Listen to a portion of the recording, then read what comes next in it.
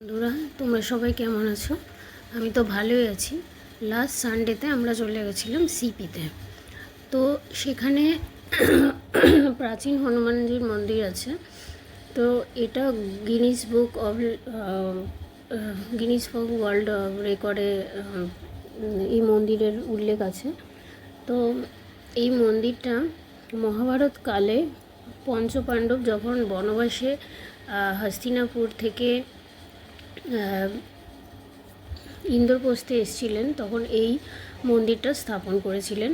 আর তুলসী দাস যে কবি, উনি এই মন্দিরে বসেই হনুমান চালিসা রচিত করেছিলেন।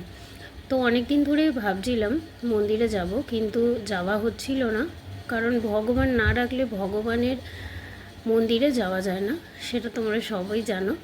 তো এই মন্দিরে 24 ঘন্টা রাম নাম জপ হয়। আর যেখানে রাম নাম জপ হয় সেখানে মনস্কামনা তো অবশ্যই পূরণ হবে।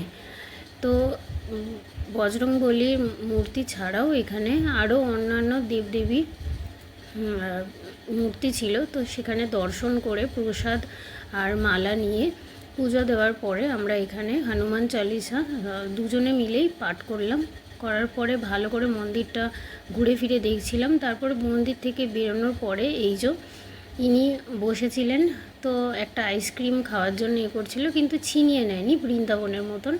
তো ক্রিমগুলো খেয়ে চকলেটগুলো ফেলে দিচ্ছিল।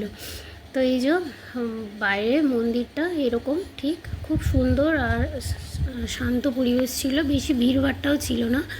তো তো এই যে এই মন্দিরের পেছনেই একটা বসার জায়গা ছিল। তারপর আসার সময় ওয়েদারটা তো এত সুন্দর হয়ে গেছিলো, হাওয়া দিচ্ছিল, মনে হচ্ছিল এক্ষুনি বৃষ্টি হবে।